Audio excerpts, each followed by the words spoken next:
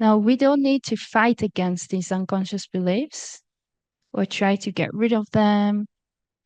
That's way too much effort. There's a much easier, more efficient way, which is to simply become aware of them and to recognize when you become aware of it, what it is.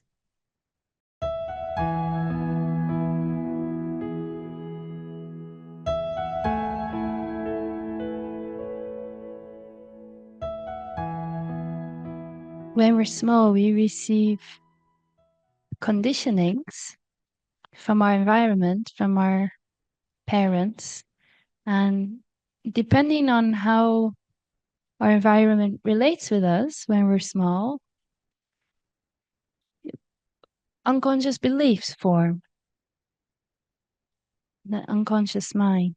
And these unconscious beliefs act like patterns that affect the way that we relate in life. So if there's a belief that I can't do things or I'm weak, things are difficult for me, maybe because teachers said to you when you were small, oh, you can't do that, you're not good enough. Or parents said, that's not for you, you're too small, you can't do that yet. And this belief somehow got absorbed in the unconscious mind. Then if there's not awareness of it and it's identified with, it will affect how you move through the world on the level of form. So one of the beautiful things about being in a field like this, about deepening into presence, about opening to higher consciousness, is that higher consciousness is like a huge light.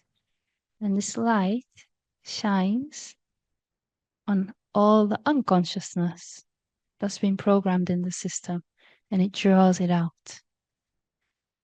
So it's drawing out this old conditioning that I can't do things. And it's wonderful. It's a blessing. And you're also being shown by life the deeper truth that you can do things actually.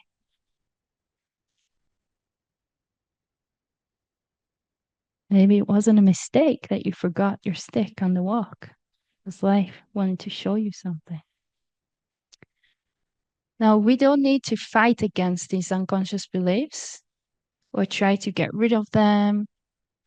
That's way too much effort. There's a much easier, more efficient way, which is to simply become aware of them and to recognize when you become aware of it, what it is. That's a conditioning. That's a pattern. That's an unconscious belief. That's a programming. Is it me? No. If I'd grown up in another family, in another environment, maybe I wouldn't have that. So it's not the truth.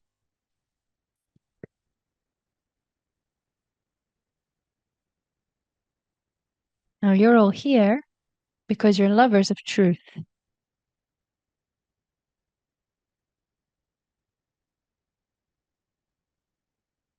And that allows us to investigate, well, what actually is the truth? The truth can only be known in presence. If your attention is focused on the mind, trying to think the truth, trying to figure it out in the limitations of the mind, you cannot access the truth there. The truth can only be known beyond the realm of the limited mind. The truth I'm speaking about is the absolute truth. So the mind must be stilled, transcended. And it's transcended through presence. In the stillness of being,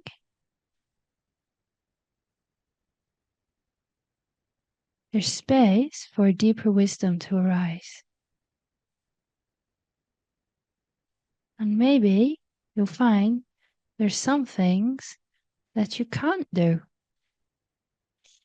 For example, if you If one of you from, I don't know, another country, maybe somebody's here from Denmark, comes here and says to me, have a conversation with me now in Danish, Louise. I can't. I actually can't do that. And that's okay. If there's something I can't do, it doesn't define the deeper truth of who I am. It doesn't mean I have less worth. Just I can't do that. And if I'm interested in being able to do that, then I can practice and learn, and then I'll be able to do it. The distortion comes when actually you can do something, but the belief, the old belief, distorts your recognition of the truth. And then it prevents you from living your true, authentic expression.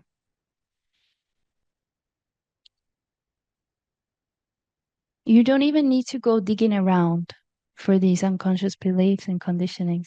The only thing you need to do is rest your attention as the aware witness. Don't give interest in thoughts. Give all your interest to the deeper stillness. Anything that's ready to be purged from your system, that's ready to be seen, will simply arise, and you will see it. You'll become conscious of the unconscious thought patterns in the stillness of being.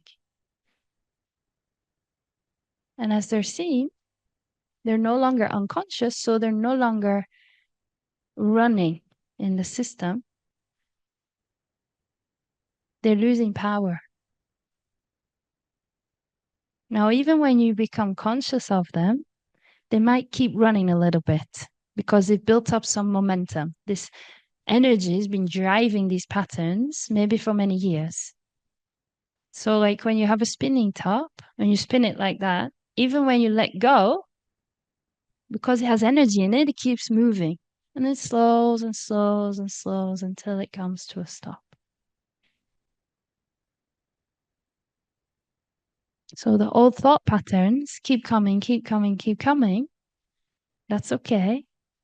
You just see it every time. It's old, it's old. It's not me. It's not the truth. Until it starts to slow down, and then it will disappear, will dissolve in its own time.